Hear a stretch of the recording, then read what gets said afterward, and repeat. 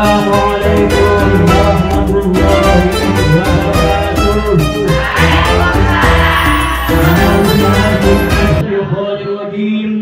Bismillahirrahmanirrahim. Alhamdulillahi rabbil alamin. Wa bihi nasta'inu ala umuri dunya waddin. Wassalatu wassalamu ala asyrafil anbiya'i wal mursalin. Sayyidina wa maulana Muhammadin wa ala alihi wa sahbihi ajma'in. Qala rabbi ishrah li sadri wa yassir li amri wahlul 'uqdatam min lisani yafqahu qawli waj'al waziran min ahli. وقال النبي صلى الله عليه وسلم طلب العلم فريضة على كل مسلم والمسلمة أو كما قال رسول الله صلى الله عليه وسلم. Amma ba'du. Pertama-tama marilah kita panjatkan puji syukur kepada Allah Subhanahu wa taala yang telah memberikan beberapa kenikmatan kepada kita sekalian, sehingga alhamdulillah pada hari ini kita dapat berkumpul bertemu muka bermuajah di dalam rangka melaksanakan kegiatan pengajian rutin muslimat Ranting Desa Pamedaran yang setiap Jumat diadakan pengajian rutin bertempat di sini. Maka dengan ini mudah-mudahan kita kegiatan rutinan berjalan lancar, amin ya robbal alamin. Yang kedua kalinya sholawat beserta salam marilah kita sampaikan kepada baginda besar Muhammad sallallahu alaihi wasallam yang telah membawa umatnya dari alam kejahilian dibawa kepada alam yang terang benderang yang memiliki aturan agama Allah yakni agama Islam. Mudah-mudahan kita mendapat syafaatul uzma fi yaumil qiyamah, amin ya rabbal alamin. Ibu-ibu muslimat wal fatayat, dalam kegiatan pengajian pada Jumat Kliwon ini biasanya kita diisi dengan pembacaan Manaqib Kubro. Tapi dalam Jumat Kliwon ini kita diisi dengan Mau'izatul Hasanah. Diisi dengan Mau'izatul Hasanah atau santapan rohani atau tausiah. Jadi nanti ibu-ibu supaya mendengarkan dari awal sampai akhir supaya nambah keimanan, nambah mahabbah, nambah cinta kepada junjungan kita Nabi besar Muhammad sallallahu alaihi wasallam. Ibu-ibu muslimat wal fatayat, di sini di pondok pesantren Al-Hukama Tahfidzul Quran Al-Hukama ini barusan kita menyelesaikan pekerjaan pondok pesantren lantai 2, baru kemarin ngegendeng pasang genteng. Jadi kesananya belum rapi, baru mungkin 60% atau 70%, masih banyak lagi yang belum diselesaikan. Yang ini rencana mau membuat pondok pesantren di sini lantai 2, lantai dasar udah, lantai 2. Jadi untuk menggembleng para pemuda, para pemudi, para putra putri, ibu-ibu dan kaum muslimin, khususnya dari warga masyarakat Desa Pamedaran setempat, umumnya dari masyarakat di luar desa kita, mudah-mudahan banyak yang mondok pesantren ke sini, amin ya robbal alamin. Karena Kanjeng Nabi besar Muhammad sallallahu alaihi wasallam telah bersabda, khairukum man ta'allama al-Qur'ana wa 'allamahu. Bagus-bagusnya di antara kita itu adalah yang belajar membaca Quran dan orang yang mengajarkannya. Juga di dalam suatu hadis diterangkan dari Mu'ad bin Anas wa an Mu'ad bin Anas radhiyallahu anhu anna Rasulullah sallallahu alaihi wasallam man qara'a al-Qur'ana wa 'amila bima fihi albasallahu walidayhi tajan yaumal qiyamati da'uhu ahsanu min da'i syamsi fi buyuti dunya. Rawahu Abu Dawud atau kama qala Rasulullah sallallahu alaihi wasallam. Yang artinya barang siapa yang membaca Quran dan ahli di dalam membaca Quran dan mengamalkannya isi Al-Quran, Allah Subhanahu wa Ta'ala akan memberi pakaian albasallahu walidayhi kepada orang tuanya, tajan yaitu mahkota yaumal kiamati besok pada hari kiamat, dauhu asal min dawi syamsi fi dunya, yang bersinar-sinar yang sinarnya lebih terang daripada sinar matahari di alam dunia. Ya Allah, untung enggak? Untung apa tidak? Punya anak ahli baca Quran, orang tuanya ke bawah. Kedua orang tuanya akan diberi penghargaan dari Allah, dipakaikan tajan mahkota yang sinarnya bergemerlap lebih terang daripada sinar matahari di dunia. Besok kita di yaumil kiamah akan dikasih penghargaan, penghormatan, dipakaikan mahkota oleh Allah Subhanahu wa Ta'ala. Allah punya anak yang ahli baca Quran dan mengamalkannya isi Al-Quran. Amin Allahumma amin. Karena membaca Quran itu pahalanya satu huruf itu 10 pahala, 10 ganjaran. Dari diterangkan wa Abdullah bin Mas'ud radhiyallahu anhu qala Rasulullah sallallahu alaihi wasallam man qara'a harfan min kitabillahi ta'ala falahu hasanatun wal hasanatu bi'asri amsalha la aqulu alif lam mim harfun walakin alifun harfun wa lamun harfun wa mimun harfun.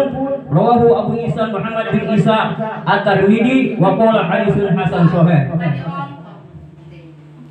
Jadi katakan yang Nabi Muhammad dari Abdullah bin Mas'ud, Kanjeng Nabi Muhammad sallallahu alaihi wasallam bersabda, man qara'a harfan min kitabillah, barang siapa yang membaca satu huruf dari Al-Qur'an, maka baginya akan mendapat satu kebagusan, akan mendapat kebagusan yang dilipat gandakan bi asri amsalha, 10 kebagusan. La aqulu alif lam min harfun walakin alifun harfun wa lamun harfun wa mimun harfun. Jadi bukan alif lam mim itu satu huruf, tapi alif satu huruf, lam satu huruf, mim satu huruf. Berarti sudah mendapat 30. Alif 10 kebagusan, lam 10 kebagusan, mim 10 kebagusan. Luar biasa ini pahala ganjaran dari Allah Subhanahu wa Ta'ala bagi yang membaca Quran. Mudah-mudahan putra-putri kita ahli baca Quran. Amin ya rabbal alamin.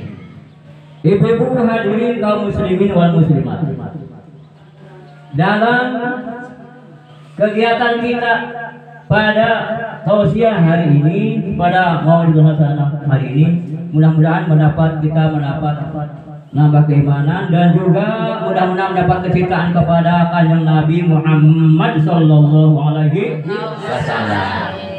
Tetapi kalau kita ingin cinta betul-betul kepada beliau Rasulullah, supaya kita besok bareng dengan beliau di surga, kita harus tahu dulu sejarah perjuangan beliau bagaimana. Paham? Jadi katakan yang Nabi, man ahya sunnati faqad ahabbani wa man ahabbani kana ma'i fil jannah. Barang siapa yang menghidupkan sunnah-sunnahku, maka dia adalah betul-betul telah mencintaiku. Dan barang siapa orangnya yang mencintaiku, besok akan bersamaku di surga. Jadi mudah-mudahan kita cinta kepada beliau Rasul, kita mantap mendalam mencintai Rasulullah Sallallahu Alaihi Wasallam, supaya besok kita bersama beliau di surga. Amin ya robbal alamin. Cuman kalau tak kenal tak sayang, jadi saya akan membeberkan sejarah singkat Rasulullah supaya kita itu tahu perjuangan beliau Rasulullah bagaimana, supaya kita nambah keimanan, nambah mahabbah, nambah cinta kepada beliau Rasulullah Sallallahu Alaihi Wasallam. Pertama, beliau Rasulullah Sallallahu Alaihi Wasallam berjuang dari mulai Mekah sampai Madinah. Di Mekah beliau berdakwah selalu diusir, sampai diukur sampai akan dibunuh oleh orang bawa golok, bawa pedang, sampai beliau hijrah ke Madinah, sampai tetap di perjalanan beliau dikejar oleh musuh yang bernama Suraqah bin Naufal, tetapi akan dibunuh tidak bisa karena kanjeng Nabi Muhammad telah dijaga oleh Allah Subhanahu wa Ta'ala, dijaga fisik, keselamatan fisiknya, dijaga dari perbuatan dosanya, baik dosa yang sudah lalu maupun yang belum, sudah dimaksum oleh Allah Subhanahu wa Ta'ala. Kalau kita mah manusia biasa sering berdosa, dosanya tidak dimaksum. Selain Nabi semuanya berdosa tidak dimaksum, hanya Nabi saja. Para sahabat, para ulama, para wali, para kiai juga manusia biasa, tidak dimaksum. Kadang-kadang berlaku dosa, kadang-kadang enggak, imannya kadang-kadang mundur, kadang-kadang mungkar. Yang lagi dua yang kusuk itu sifat manusia. Ibu-ibu hadirin muslimat wal fatayat, di dalam berjuang kanjeng Nabi Muhammad menegakkan agama Allah. Setelah pindah ke Madinah, di Madinah itu menyebarkan agama Islam sampai melalui pertempuran berdarah-darah menegakkan agama Islam. Jumlah pertempuran peperangan Nabi di zaman Nabi dulu melawan kafir Quraisy sampai 74 kali. 74 kali. Bayangkan. Yang berperan, yang sangat besar andil membantu kepada perjuangan beliau adalah para sahabat dan para ibu-ibu muslimat wal fatayat. Saya mengambil contoh 1, 2, 3 atau 4 lah. Ya, mengambil contoh. Yang andil terbesar di dalam perang Badar Kubro ini siapa? Adalah dari pemuda-pemuda Ansor. Dari mana? Pemuda-pemuda Ansor. Yang dikatakan pemuda Ansor itu ya dari umur 20 sampai 60 tahun. Jadi di sana orang-orang Ansor, sahabat-sahabat Ansor yang sangat besar menyokong, membantu perjuangan kanjeng Nabi Muhammad di setiap peperangan. Pemuda Ansor dan Muhajirin dan ibu-ibu muslimat. Mungkin banyak yang tidak tahu, tidak kurang paham. Di dalam perang Badar Kubro yang musuhnya sampai 1000 atau mi'atin wa khamsina 950 tentara kafir Quraisy, tentara kanjeng Nabi Muhammad cuman salah sumi'atin wa salah sata nasoro rojulan, cuman berapa? 313 orang. Yang 313 orang itu yang terbesar adalah dari pemuda-pemuda Ansor. Dari mana? Pemuda-pemuda Ansor. Jumlahnya pemuda Ansor dalam perang Badar sampai 215 orang. Yang 98 pemuda Muhajirin, sahabat Muhajirin. Berarti yang andil terbesar adalah pemuda Ansor, sahabat Ansor. Ini supaya tahu, walaupun ini Ansornya nggak ada, tapi putra ibu-ibu insya Allah ada yang menjadi pemuda Ansor dan Banser. Ini saya akan menyampaikan Ansor zaman Nabi dan Ansor zaman sekarang. Artinya masih ada kaitannya, hubungannya atau enggak. Langsung karena zaman dulu yang dibela itu adalah yang dikawal kanjeng Nabi Muhammad sallallahu alaihi wasallam. Bareng menegakkan agama Allah di ilahi kalimatillah. Contoh itu nomor 1. Jadi yang terbesar berada di garis depan, garda terdepan dalam perang Badar Kubro adalah pemuda Ansor. Berjumlah berapa?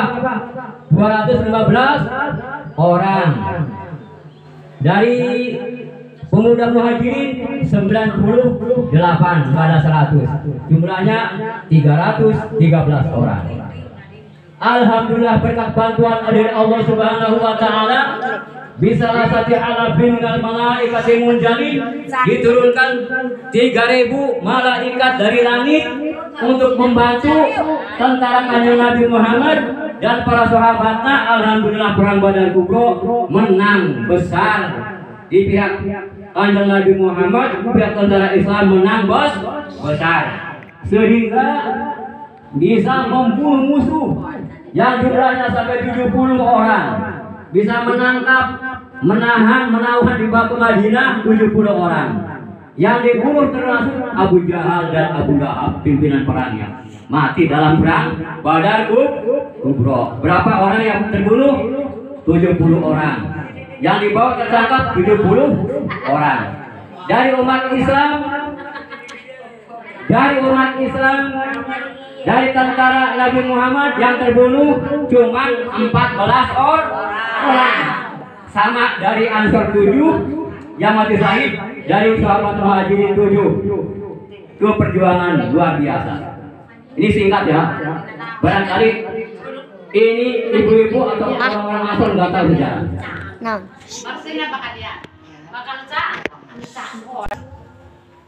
Dalam perang Uhud, lanjut. Contoh dalam perang Uhud. Dalam perang Uhud antara tentara Kanjeng Nabi Muhammad dengan pasukan kafir Quraisy yang jumlahnya tidak seimbang.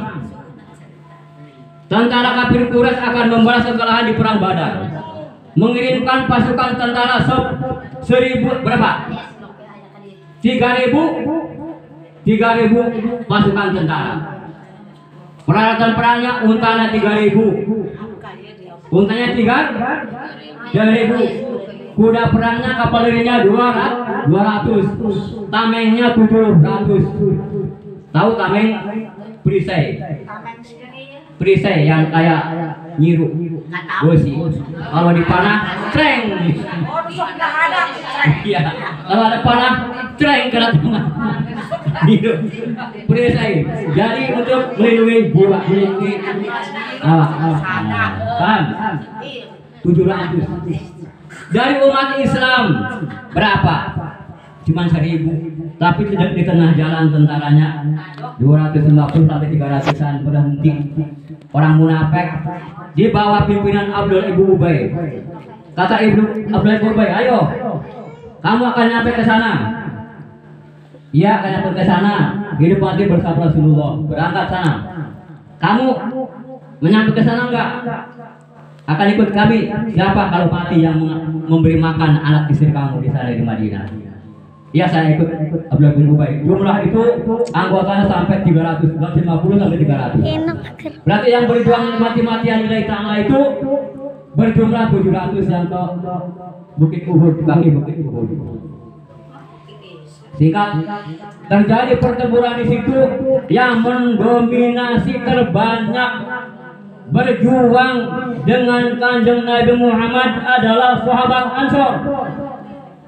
Siapa? Sahabat Ansor dan Muslimat. Ibu Nusaybah binti Ka'ab Muslimat tampil ke garis depan. Sejarahnya ada. Terus dalam peperangan itu umat Islam, tentara Islam kalah besar. Kalah besar karena pemanah yang di Bukit Ar-Rumah di Bukit Uhud pada turun 50 orang. Akhirnya dikuasai tentara kafir. Akhirnya umat Islam di bawah diberondong dari atas oleh panah, pada gugur, pada mati. Kanjeng Nabi Muhammad ditinggalkan oleh para sahabatnya. Sahabat Ansor pasang badan. Sahabat Ansor rela menggadaikan nyawanya demi keselamatan Rasulullah. Di depan Rasulullah menghalang-halangi dari pagar bitis supaya panahnya itu jangan sampai ke Rasulullah, jangan sampai ke Kanjeng Nabi. Biar saya yang mati, biar kami yang mati, kata pemuda-pemuda Ansor zaman dulu. Masya Allah semangatnya. Akhirnya berkuburan pada roboh. Pemuda-pemuda Ansor yang mementangi Kanjeng Nabi satu persatu pada roboh. Melihat gelagat itu, ibu muslimat Madinah Nusaybah binti Ka'ab maju pakai pedang. Pertama diketawakan karena perempuan. Setelah berperang, mereka terdesak kafir Quraisy. Nusaybah binti Ka'ab dibantu dengan para sahabat yang masih hidup bisa akhirnya memukul mundur musuh. Karena Nusaybah itu ahli silat. Ibu-ibu ada yang ahli silat di sini. Tuh, ibu muslimat dulu zaman Nabi di Madinah ahli silat. Ahli demonstrasi pedang, memainkan pedang, jurus semuanya tahu. Ela 1, ela 2, simpur, balung bang serong, lukta goban, terus 4 penjurus satri ke sana kemari. Kanjeng Nabi ngeliatin, bagi siapa ya itu ya perempuan. Aduh kanjeng Nabi. Oh ternyata Nusaybah binti Ka'ab. Akhirnya aduh mudah-mudahan ibu muslimat itu selamat, tidak kena panah. Akhirnya kan selamat bisa memukul mundur musuh dibantu dengan para sahabat-sahabat yang masih hidup, sehingga dipukul mundur, dikejar jauh sampai 2 km. Setelah sampai 2 km jauh dikira tidak balik lagi, akhirnya para sahabat-sahabat Ansor dan Muhajirin kembali lagi ke lapang Uhud menguburkan orang-orang yang mati syahid yang jumlahnya 70 orang. Berapa? 70 orang, Masya Allah, 70 orang. Dari kafir Quraisy hanya 22 orang. Dari tentara Nabi 70 orang mati syahid. Siapa yang terbanyak? Adalah pemuda-pemuda Ansor. Hampir semuanya yang gugur di medan perang Uhud pemuda Ansor Madinah. Berjumlah 64 pemuda Ansor gugur mati syahid di medan perang Uhud. Yang dari sahabat Muhajirin hanya 6 orang, jumlah 70 orang. Akhirnya pada dikubur di situ dengan pakaian, dengan bajunya, dengan jubahnya, dengan celananya yang berlumuran darah. Dikubur, nggak usah dimandikan, dikubur untuk saksi di akhirat nanti. Ini ya Allah, saya memperjuangkan agama Allah. Nih darah dan nyawa saya telah digugurkan, saya telah dikorbankan. Tuh orang mati syahid masuk surga. Ya firallahu li syahidin buludan bil biladain. Allah Subhanahu wa taala menghampura, memaafkan seluruh dosanya illa dain kecuali dosa hutang. Hutang mah walaupun orang mati syahid juga tidak dihampura, kudu bayar. Nah, maka hutang itu sangat penting, harus bayar sebelum mati. Orang yang mati syahid aja semua dosa dihampura oleh Allah, tapi dosa hutangnya mah tidak. Cuman karena mudah-mudahan mereka nggak punya hutang, jadi ahli jannah semuanya masuk surga mati syahid. Terus diketahui dari yang korban 70 orang adalah 64 itu dari pemuda Ansor. Berarti andil terbesar pemuda Ansor dari zaman dulu, zaman Nabi, adalah pengawal Nabi paling depan. Garda terdepan dari semua peperangan yang ada di zaman Rasulullah yang 74 kali itu. Paham? Tuh, singkat ya. Berarti Ansor dan Muslimat sampai ke lapang Uhud, ke garis depan. Ini banyak yang nggak ngerti. Ini contoh kilat, karena ini kalau dibaca semuanya jadi lama. Ini singkat ya untuk ngambil pelajaran. Sekarang di dalam peperangan terakhir yang terbesar, di dalam perang Khandaq atau perang Ahzab terbesar di zaman Nabi, apa terbesarnya? Karena merasa barangkali Islam itu akan berkembang, sudah kita hukum aja Madinah. Sampai orang-orangnya kelaparan semua, mati semuanya penduduk Madinah. Tidak ada pasokan makanan, air, tidak ada yang bisa masuk ke Madinah. Sebelum Madinah nyerah atau mati semuanya kelaparan, kita jangan pulang. Wah, ini peperangan terbesar yang dinamakan perang Ahzab atau perang Khandaq. Tentara kafir Quraisy berjumlah berapa? 10.000 pasukan dikerahkan dari golongan-golongan Jazirah Arab, dikumpulkan semuanya, dikatakan Ahzab itu dari golongan, semua golongan. Berjumlah berapa? 10.000 pasukan. lengkap dengan peralatan perkemahan, lengkap dengan makanan, lengkap dengan peralatan perang, 3.000 unta, 1.500 kuda perang, terus tameng itu, perisai itu sangat banyak, lebih dari 700 waktu itu. Kuda perangnya banyak, kuda perangnya mencapai lebih dari 200. Akhirnya bagaimana?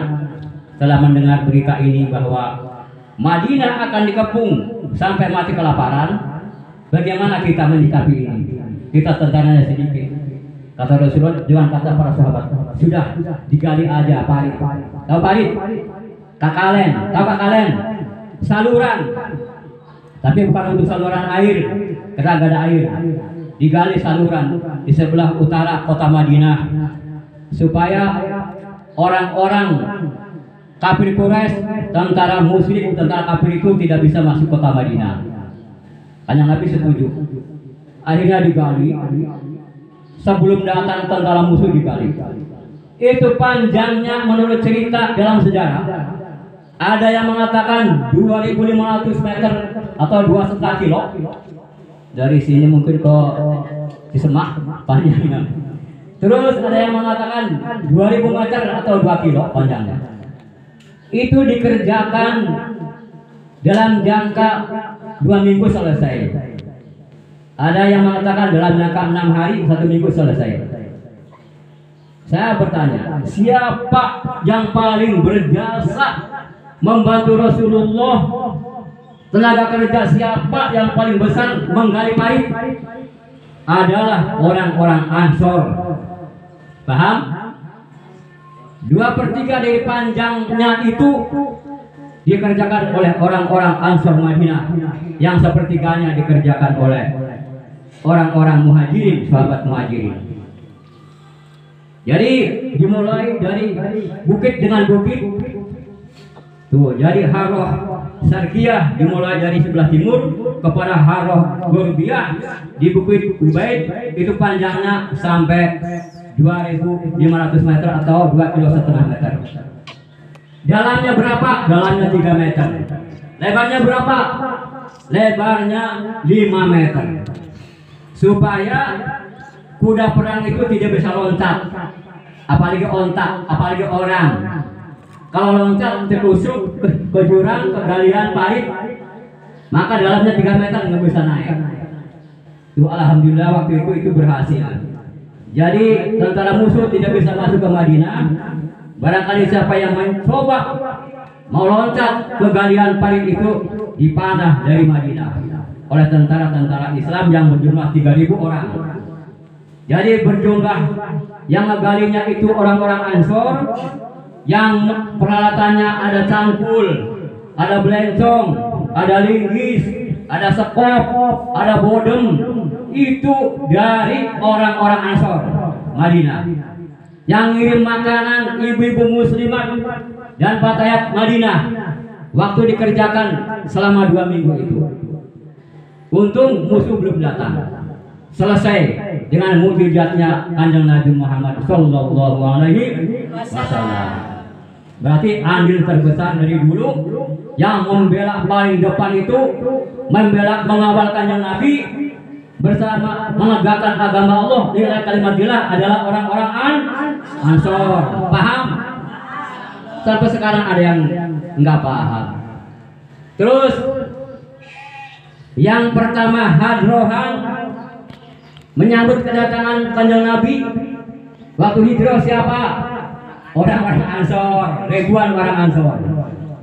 Pertama hadrohan di Madinah menyambut Kanjeng Nabi Muhammad hijrah datang ke Madinah. Dengan syairnya apa? Syairnya hadrohannya. Paham semua? Ibu-ibu biasanya hafal semua di dalam janji dalam hadrohan. Tola al-badru alaina, tola al-badru alaina min saniyatil wada, wajaba syukru alaina mada'a lillahi da. Orang-orang Ansor itu. Makanya orang Ansor sekarang, bangsa sekarang hobinya itu sholawatan hadrohan. Karena dulu orang Ansor di Madinah yang pertama mengadakan hadrohan, menjemput kedatangan Kanjeng Nabi besar Muhammad Sallallahu Alaihi Wasallam. Dulu mah membawa pedang, goreng pedang panjang. Sahabat-sahabat Ansor menyambut Kanjeng Nabi membawa pedang, golok panjang, panjang pedang. Wahum mutaqalliduna suyufahum faridina mustabsirina. Mereka semuanya menyoren pedang panjang, golok. Saking gembiranya, saking senangnya kedatangan beliau Rasulullah, sehingga mengatakan kepada Rasulullah adalah badun bulan, abadun bulan ya, tolan badru alaina, bulan purnama. Tuh, ibu bukan tola Muhammadun alaina, bukan, tapi tola al badru alaina min saniyatil wada. Tidak datang bulan purnama kepada kita dari negara Saniyatul Wada dan seterusnya. Itu adalah orang-orang Ansor. Jadi yang terbesar menyokong, membantu, mengawal Nabi untuk ikut berjuang berperang di jalan Allah untuk menegakkan agama Allah adalah orang-orang Ansor. Siapa? Orang-orang Ansor dan Muhajirin dan Muslimat Batayat. Makanya sekarang namanya ada Ansor, ada Banser. Sekarang adalah restu daripada ulama-ulama Nahdlatul Ulama, tapaulan namanya kepada Ansor zaman Nabi.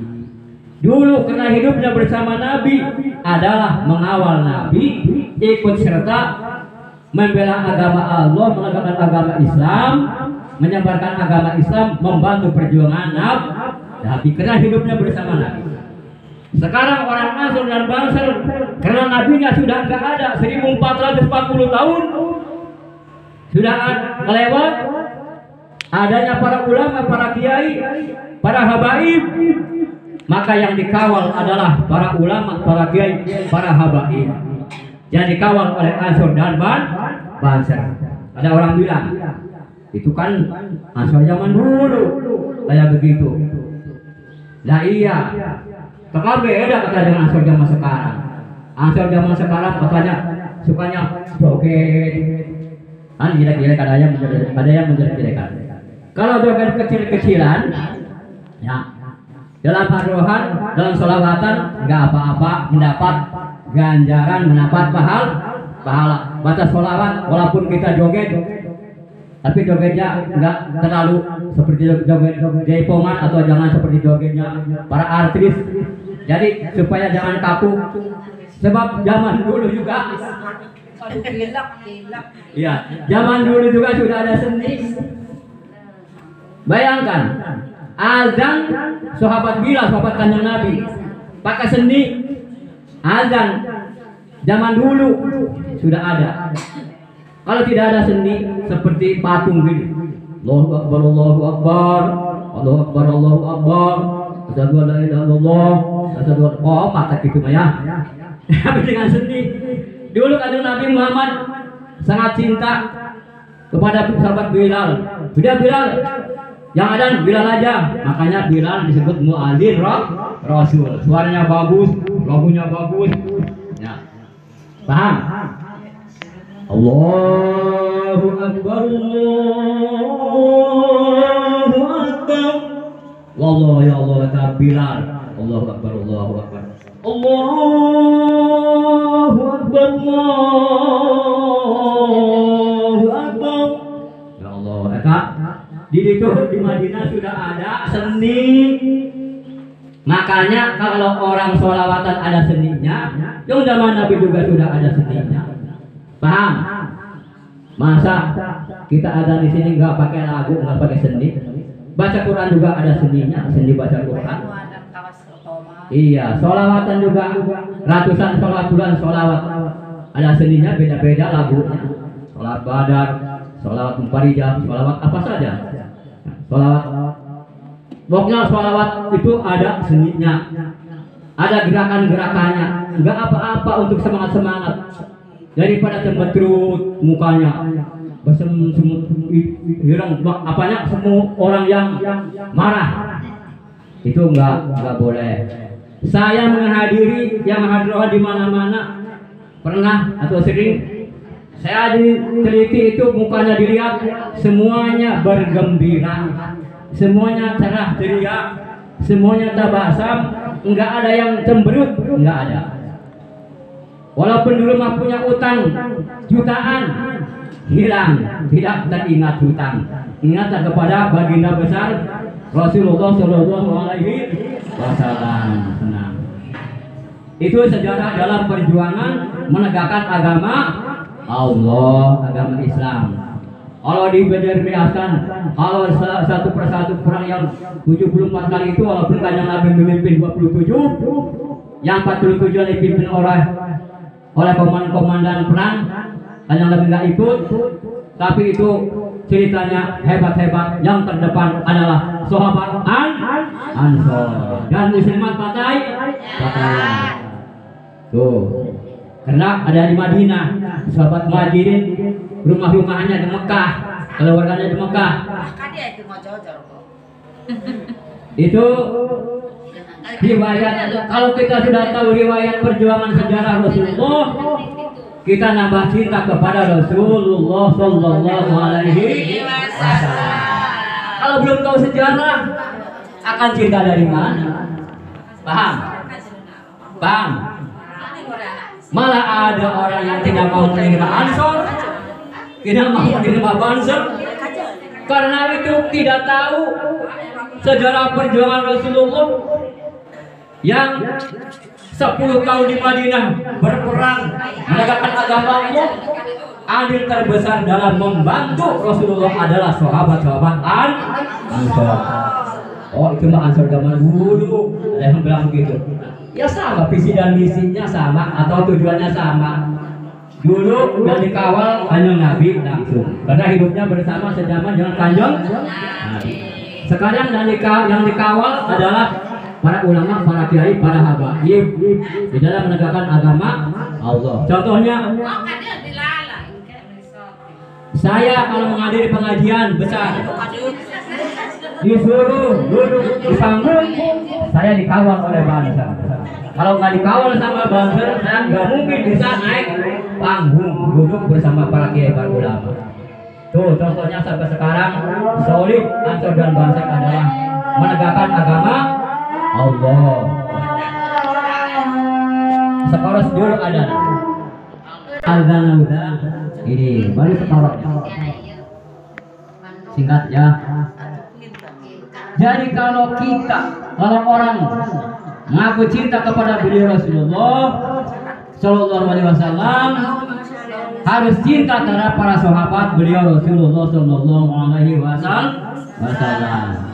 Para sahabatnya, para keluarganya, para habaib keturunannya, para ulama, kita harus cinta karena ulama. Al ulama'u warasatul anbiya'i wal anbiya'u lam yuwarisu dinaran wala dirhaman innama warasul ilma. Jadi warisan Nabi itu, warisan Nabi adalah para ulama. Al ulama'u warasatul anbiya'i. Makanya Ansor sekarang menjaga para ulama, para kiai, para habaib.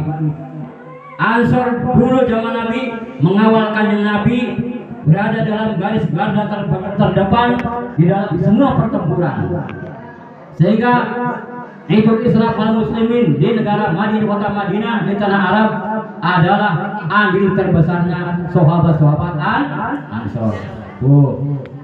Cara itu. Saya heran sekarang ngaku umat Islam benci sama Ansor, sama Banser. Berarti benci sama Ansor, sama Ansor zaman dulu. Sebab itu sahabat Ansor yang sangat berjasa di dalam menegakkan agama Rasulullah bersama Rasulullah Sallallahu Alaihi Wasallam. Terus kita lanjut, ibu-ibu muslimat bapak saya, Alhamdulillah para kiai dari kampung, para ustaz-ustaz kampung rukun bersatu, solid. Jadi sehingga masih takzim menghormati kepada guru-gurunya, baik di tingkat desa maupun di tingkat kecamatan, maupun di tingkat kabupaten ataupun seluruh Indonesia. Kalau tingkatan kiai-kiai kampung, ulama-ulama kampung, ustaz-ustaz kampung adalah rukun-rukun saja. Rukun-rukun saja, tidak ada yang saling menghujat, tidak ada yang saling menjelek-jelekan, tidak ada yang saling menghina, apalagi mengkafir-kafirkan, membid'ah-bid'ahkan, memurtad-murtadkan. Alhamdulillah, kiai kampung, ustaz kampung, ustaz desa itu pada rukun, pada rakyat masih hormat terhadap para kiai sepuh, karena kita mempunyai ilmu sedikit, mempunyai kita hafal tahu apa tasawuf, tahu alif bengkok, tahu hukum Islam sedikit atas jasa para ulama, para kiai sepuh. Masa kita akan lupa seperti kacang lupa gerak kulitnya? Itu tidak boleh. Apalagi kiai sepuh kita itu sudah berjuang dari dulu.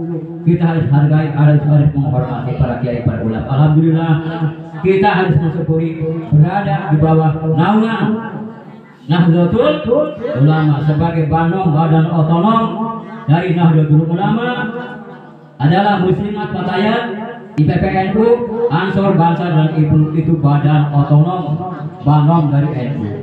Alhamdulillah yang NU-nya, ulama-ulamanya adalah mempunyai sanad yang kuat sampai kepada beliau Rasulullah Shallallahu Alaihi Wasallam, sehingga pemuda-pemuda NU-nya dinamai Ansor karena yang membela, mengawalkan Nabi Muhammad dalam menegakkan agama Islam di tanah Arab dulu adalah orang-orang Ansor.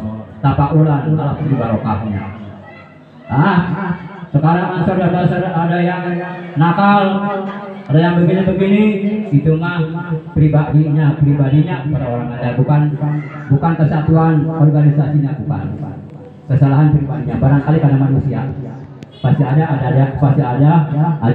yang bersalah.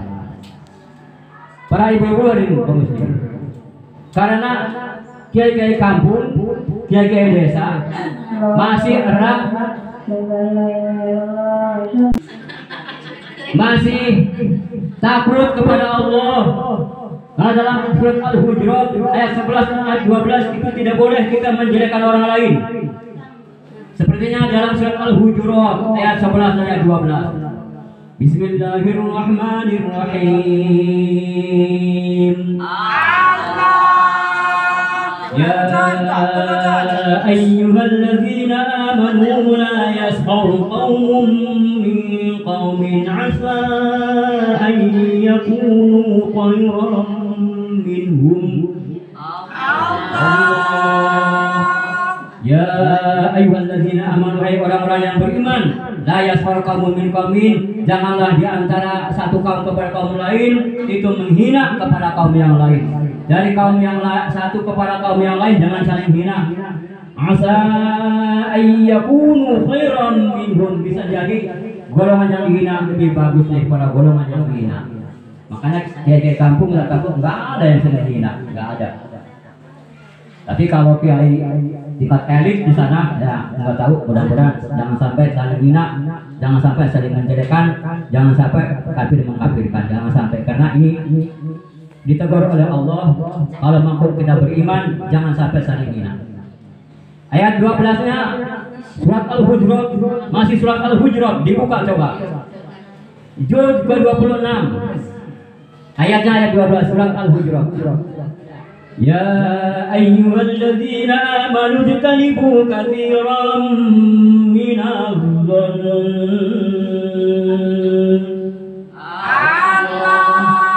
Kenapa dzon dibaca panjang? Karena guna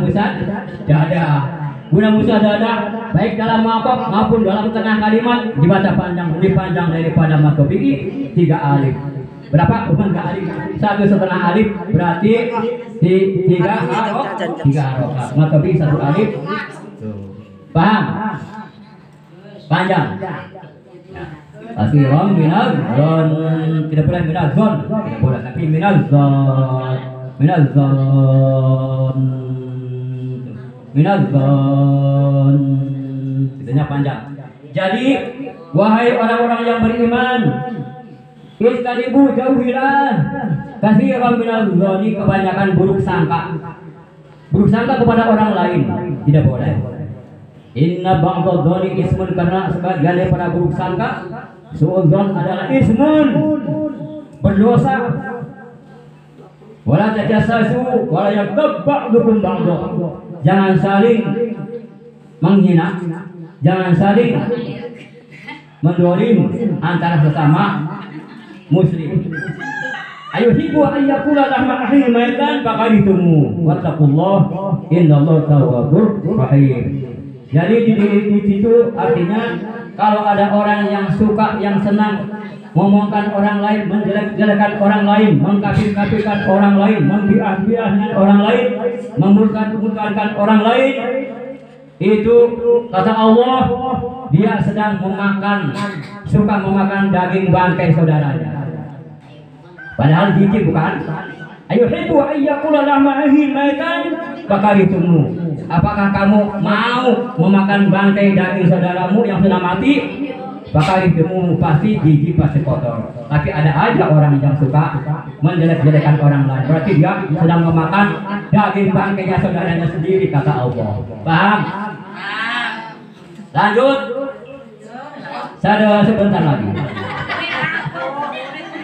Sebab kata Kanjeng Nabi Muhammad, kalau kita mengkafirkan orang lain, tuduhan itu akan menimpa kepada salah seorang dari keduanya. Kita menuduh kafir kepada orang lain, belum tentu kafir. Kalau itu bukan kafir, itu Islam, maka kita yang kafir adalah kita. Paham? Kalau itu kafir, yang kafir dia, berarti tuduhan kita benar, kafir dia. Paham? Kata Rasul Ibnu Umar yaqul qala Rasulullah sallallahu alaihi wasallam ayyuma mri'in qala li akhihi ya kafiru faqad ba'a bihi ahaduhuma in kana kama qala wa illa raja'at alaihi rawahu Muslim.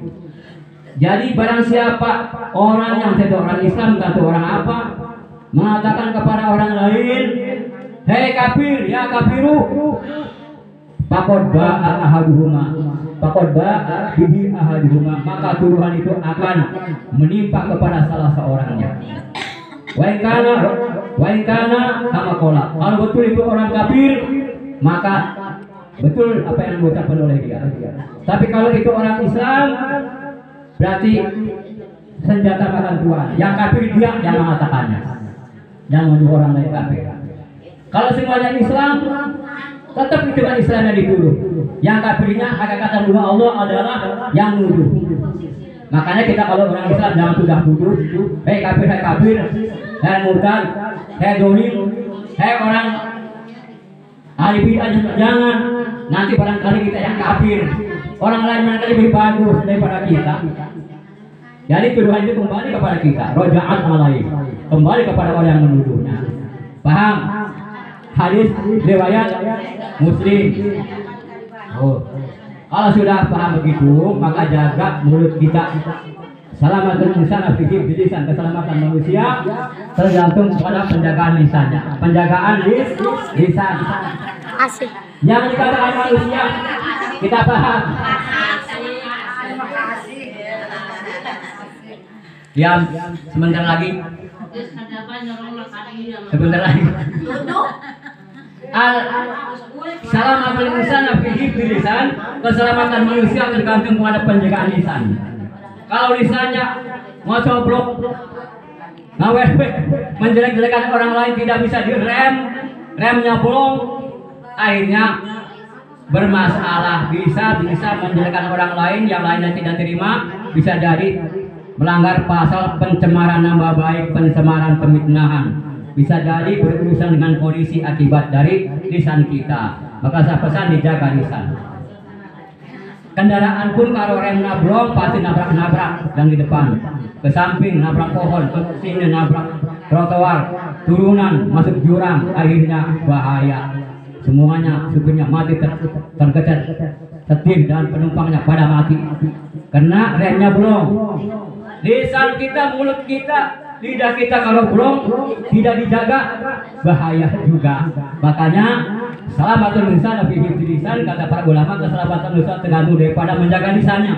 Mudah-mudahan lisan kita itu dipakai untuk berzikir, untuk baca Quran, baca sholawat, hadrohan, yasinan, marhabanan. Itu lisan kita digunakan, jangan sampai digunakan untuk menjelek-jelekan orang lain. Paham? Ini pesan dari saya. Alhamdulillah, kiai-kiai kampung, pusat kampung tidak ada saling jelekan. Tapi kiai-kiai elit di tingkat atas nggak tahu saya.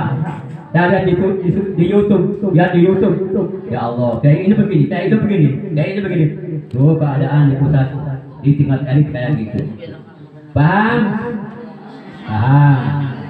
Kalau begitu kita itu alhamdulillah mensyukuri dari warga Nahdlatul Ulama, mengikuti jejak langkah para ulama-ulama kita yang mempunyai sanad sampai kepada Rasulullah, baginda Rasulullah Shallallahu Alaihi Wasallam. Man ahabbani kana ma'i fil jannah. Siapa yang cinta kepadaku maka besok bersama denganku di surga. Amin ya robbal alamin. Cintanya kita itu setelah mengetahui sejarah perjuangan suka dan duka perjuangan beliau Rasulullah, kita tahu baru kita cintanya mendalam. Paham? Nah, mungkin karena waktunya ini sudah sore, walaupun masih panjang yang perlu saya sampaikan, karena ibu-ibu perlu masak ya, bisa nambah cinta kepada Rasulullah Shallallahu Alaihi Wasallam, bisa menjaga mulut, bisa lisan kita digunakan untuk zikir, baca Quran, sholawatan, hadrohan, marhabanan, tahlilan dan sebagainya, kalimat-kalimat thayyibah digunakan dari mulut kita, dari lisan kita. Paham? Ya, kira-kira kalau kau paham, udah mantap. Wah, muslimat ikut berjuang bersama sobat Ansor. Membelanap, sekian saja. Wallahul muwaffiq ila aqwamit thoriq. Wassalamualaikum warahmatullahi wabarakatuh.